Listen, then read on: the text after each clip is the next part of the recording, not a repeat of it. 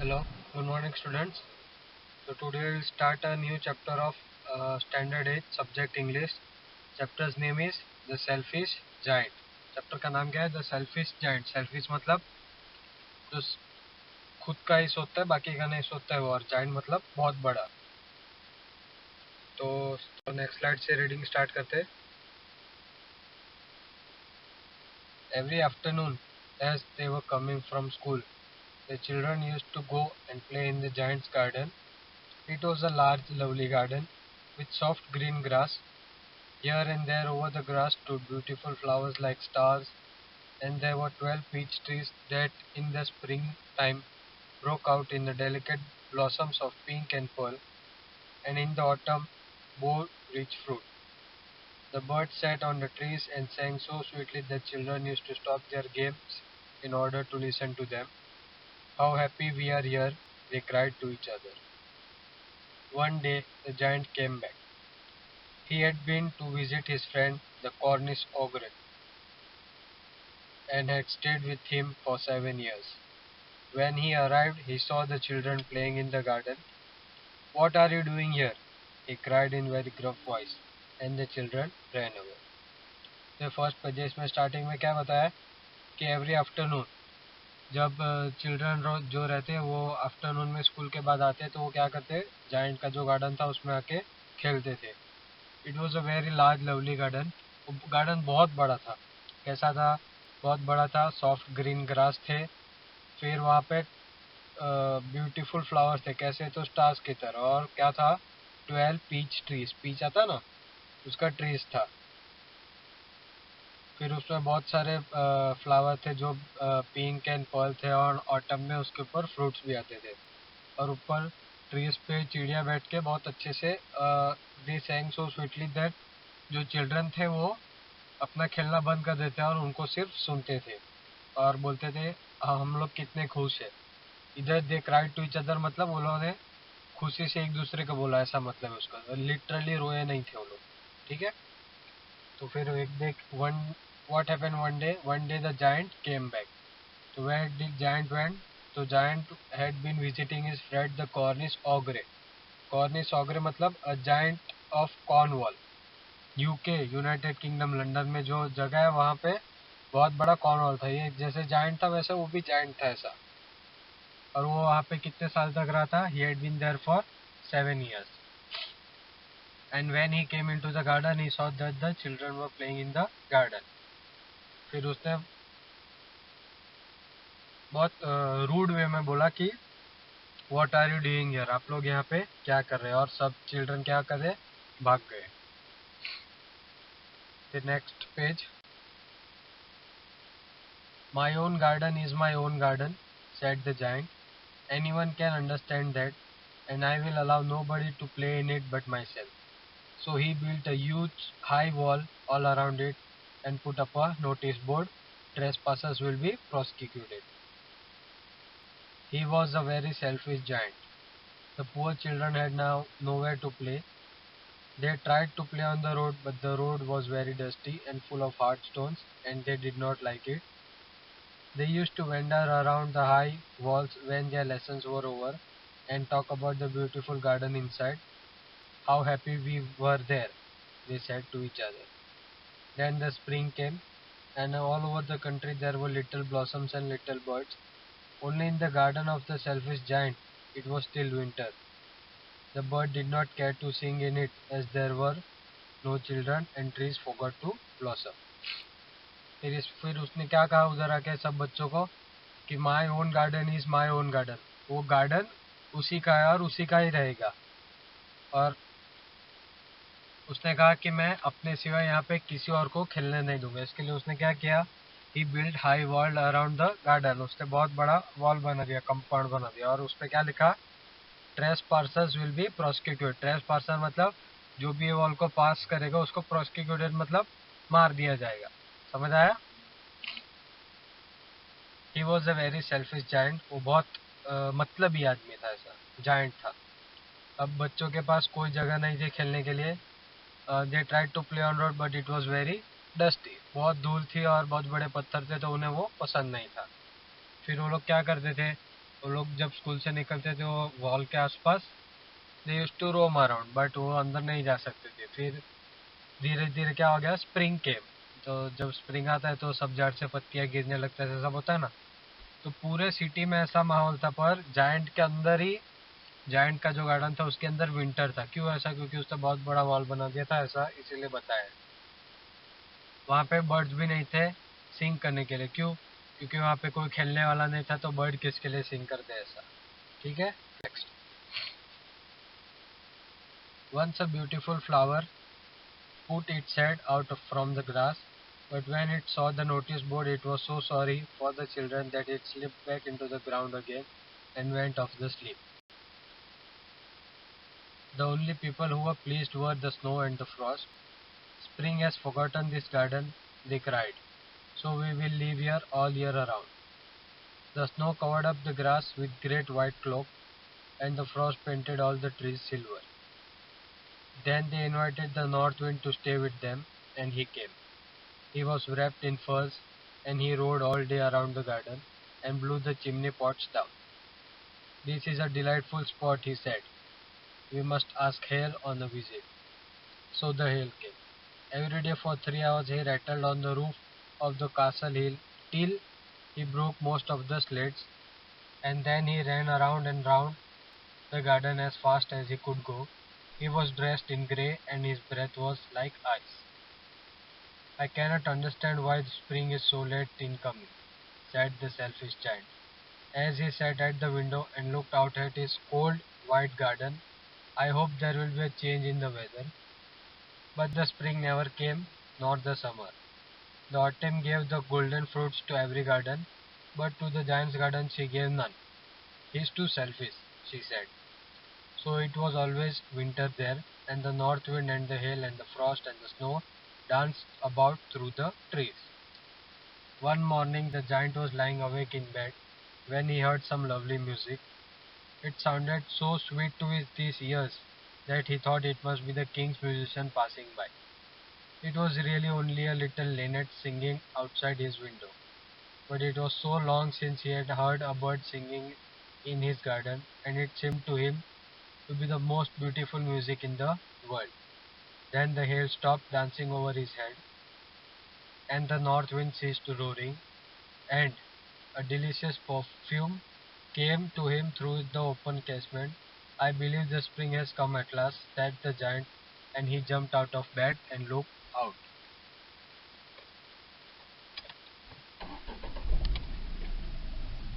तो ये third slide में क्या है कि एक बार क्या हुआ, जब जायंट का तो गार्डन रहता है उसमें सिर्फ विंटर था.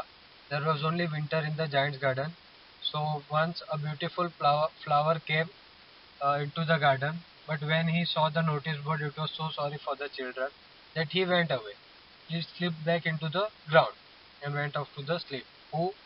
कौन, किसने ऐसा किया था? The beautiful flower. उसने जब नोटिस देखा कि यहाँ पे चिल्ड्रन अलाउड नहीं है, तो उसे बुरा लगा और वो वापस जमीन में चला गया. ऐसा सच्ची में नहीं होता है, इंग्लिश है तो इसमें इमेजिनरी काम चलाना पड़ता है, इसीलिए ऐसा स्टोरी ऐसे ही रहते हैं. ऐसा जाइंट वाइंट ऐसा कुछ नहीं रहता है.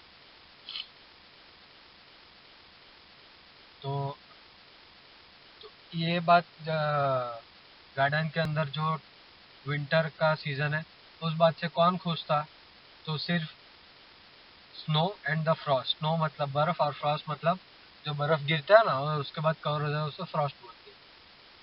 तो फ्रिंग उन्होंने अपने अपने में बात किया कि लगता है स्प्रिंग सीजन है वो भूल गया इधर आना. तो फिर उन्होंने क्या किया कि वो जो ग्रास था उसे पूरा बर्फ से ढक दिया, और वाइट क्लोक मतलब बड़ा जैकेट आता है ना उसको क्लोक बोलते हैं. और फ्रॉस्ट ने क्या किया, it painted the tree silver. जो झाड़ रहता है उसके ऊपर बर्फ जम जाती है तो कैसा सिल्वर कलर का हो जाता है, ट्रांसपेरेंट कलर, तो सिल्वर कलर दिखता है. तो ऐसा हो गया पूरा. फिर उन्होंने क्या डिसाइड किया कि वो नॉर्थ विंड को, नॉर्थ विंड मतलब जो ऊपर से ठंडी हवा आती है ना उसको भी अंदर बुला लेंगे ऐसा. तो नॉर्थ विंड उधर आ गया, और उससे क्या हुआ, हवा बहुत जोर से आई तो पूरा ठंडा ठंडा माहौल हो गया, और बहुत ठंडी बढ़ गई उधर. फिर उन्होंने हेल, हेल मतलब जो बर्फबारी होती है ना उसे भी इनवाइट कर लिया इसमें। तो उससे क्या हो जाता है, और उन लोग को मजा आने लगा उसमें, और उन्होंने थोड़े ही टाइम पे उधर जो उसका जो कासल था जाइंट का, तो उसके ऊपर गिर गिरते सब कुछ तोड़ दिया। और जो हेल था वो इधर उधर पानी भर गया, पानी बर्फ पिघल जाता ना, तो फिर उधर पूरा वो गार्डन को उन लोग ने अपने अंदर कब्जे में ले लिया। फिर जाइंट ने क्या सोचा कि I cannot understand why the spring is not coming. उसको ऐसा लगा कि मुझे समझ नहीं आ रहा है ये स्प्रिंग अभी तक आया क्यों नहीं है ऐसा। तो he sat at the window and looked outside the cold white garden. I hope there be a change in weather. फिर उसने क्या क्या खिड़की के बाहर देखा, तो उसे वो ऐसा सोच रहा था कि कब स्प्रिंग आएगा ऐसा। But the spring never came nor the summer. ना, तो उसके बाद क्या, ना स्प्रिंग आया कभी ना समर। ऑटम सीजन में सब गार्डन में बड़े बड़े फ्रूट्स और अच्छे अच्छे लगे, पर इसके गार्डन में एक भी फ्रूट्स नहीं था। क्यों? क्योंकि ऑटम बोलता है कि इज टू सेल्फिश। जो जायंट था वो वेरी सेल्फिश था, इसीलिए उसके वहाँ कुछ नहीं आया। सो इसके वजह से किसको मजा आ रहा था? The winter, the north wind, the hell, the Frost and the snow. ये लोग सबको बहुत मजा आ रहा था, और वो लोग they were dancing through the trees. फिर एक मॉर्निंग क्या हुआ, the giant was lying awake in the bed and he heard some lovely music. He heard some lovely music. तो उसे क्या लगा कि कौन था वो, किंग के जो म्यूजिशियन रहता ना, वो लोग पास हो रहेंगे उधर से, तो उसे लगा वो लोग होंगे, इसीलिए अ, उसे वो म्यूजिक सुनाई दी। तो फिर उसे तो नहीं पता था, पर वो क्या था, some little linnet singing outside his window. एक चिड़िया थी, लिटिल लिनेट मतलब चिड़िया आती है जो म्यूजिक गा सकती है ऐसा अपने मुंह से, तो वही बर्ड थी। उसे ऐसा क्यों लगा कि वो किंग्स म्यूजिशियन है, क्योंकि उसने बहुत टाइम से कोई कोई चिड़िया का सॉन्ग नहीं सुना था, किसी का कुछ नहीं सुना था, इसीलिए उसने जो भी सुना उसे वो बहुत बहुत ज्यादा अच्छा लगा। समझ आया? फिर क्या हुआ, the hill stop dancing over his head and the north wind ceased roaring and a delicious perfume came to him through the open casement। फिर क्या हुआ, अचानक जो बर्फबारी हो रही थी वो बंद हो गई, और नॉर्थ विंड थी वो भी चली गई। और तो उसे क्या लगा कि फाइनली स्प्रिंग आ गया, और वो बेड से कूद पड़ा।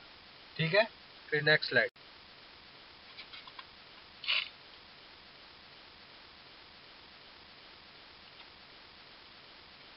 He saw a wonderful sight. Through a little hole in the wall, the children had crept in and they were sitting in the branches of the tree.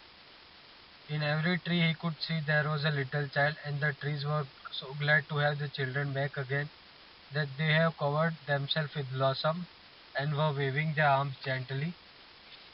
Above the children's head, the birds were flying about and twittering with delight, and the flowers were looking up through the green glass and laughing.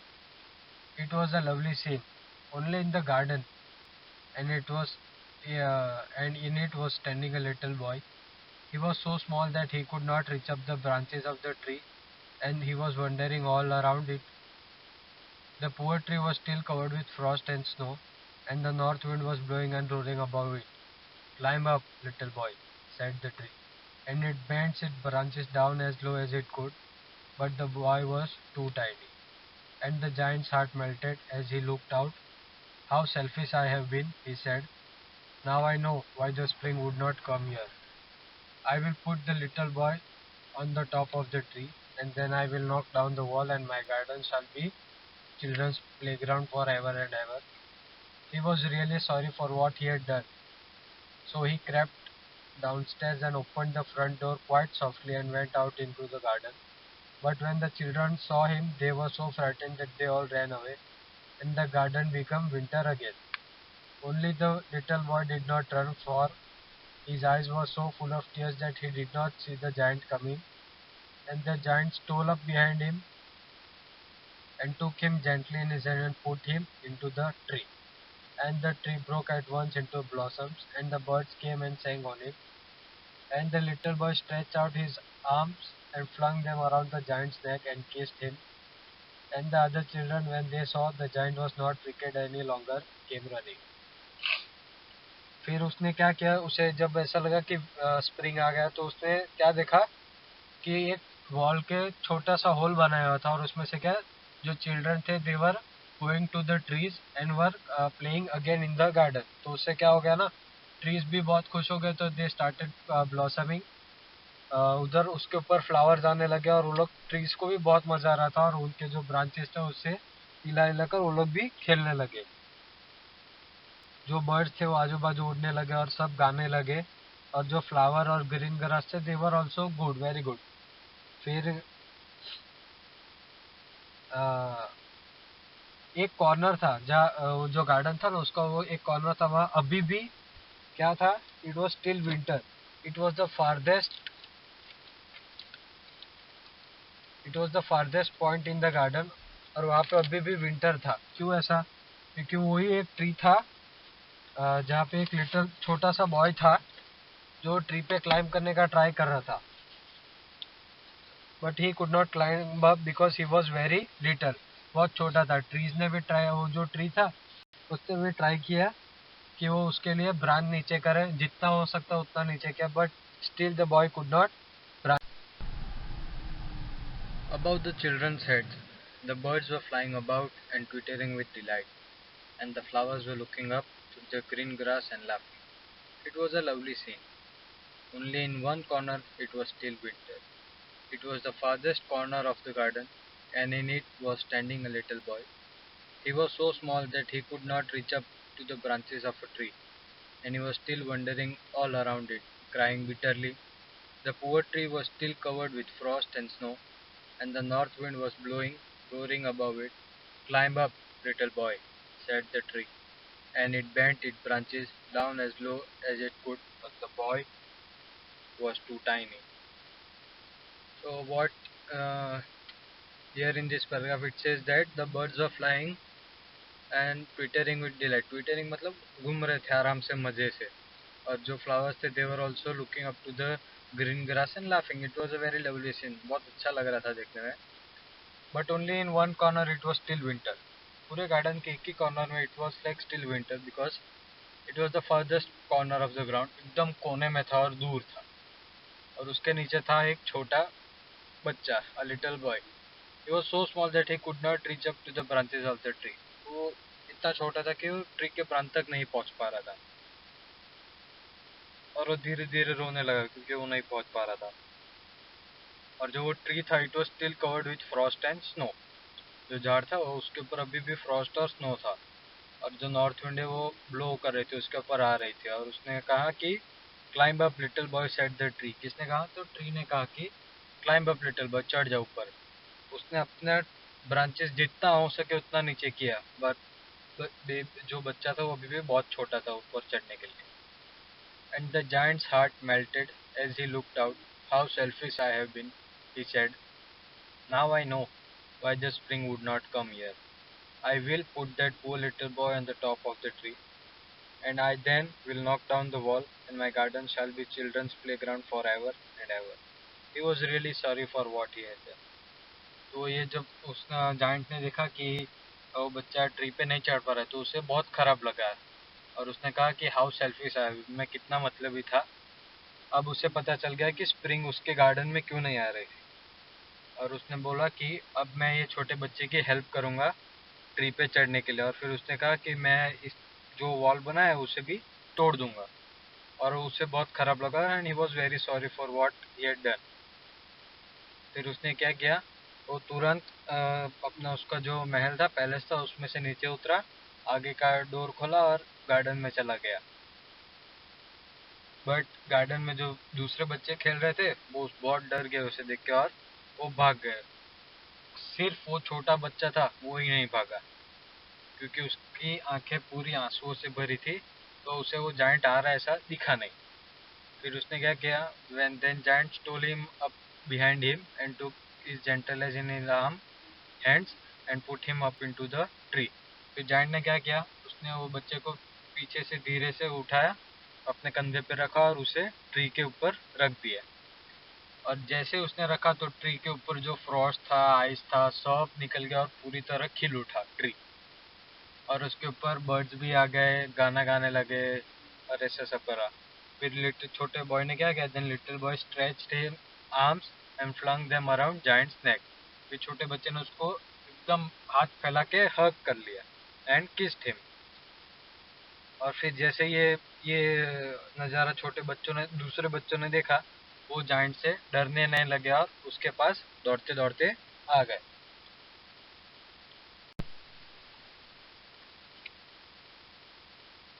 It, and with them came the spring. It is your garden now, little children, said the giant, and he took a great axe and knocked down the wall.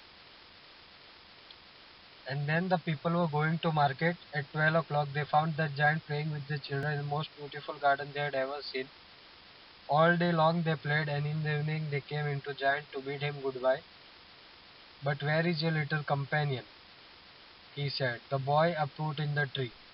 The giant loved him the best because he had kissed him. We don't know, answered the children. He has gone away. You must tell him to be sure and come tomorrow, said the giant. But the children said that they did not know where he lived and had never seen him before, and the giant felt very sad. Every afternoon when school was over, the children came and played with the giant, but the little boy, whom the giant loved, was never seen again. The giant was very kind to all the children, yet he longed for his little friend, and often spoke of him. How would I like to see him? He used to say. Years went by, and the giant grew old and feeble. He did not play about any more, so he sat in a huge armchair and watched the children at their games and admired his garden. I have many beautiful flowers, he said, but the children's are the most beautiful flowers of all. One winter morning, he looked out of his window as he was dressing. He did not hate the winter now, for he knew that it was merely the spring asleep, and that the flowers were resting. Suddenly, he rubbed his eyes in wonder and looked and looked. It certainly was a marvelous sight. In the farthest corner of the garden was a tree quite covered with lovely white blossoms. Its branches were golden, and the silver fruit hung down from them. And underneath it stood the little boy he had loved. Downstairs ran the giant in great joy, and out into the garden. He hastened across the grass and came near to the child, and when he came quite close, his face grew red with anger, and he said, Who had dared to wound thee? For on the palms of the child's hands were prints of 2 nails, and the prints of 2 nails were on the little feet. Who had dared to wound thee? Cried the giant. Tell me, that I may take my big sword and slay him. Nay, answered the children, but these are the wounds of love. Who art thou? Said the giant, and the strange awe fell on him, and he knelt before the little child. And the child smiled on the giant and said to him, You let me play once in your garden. Today you shall come with me to my garden, which is paradise. And the children ran in that afternoon. They found the giant lying and dead under the tree, all covered with white blossom. फिर क्या हो गया?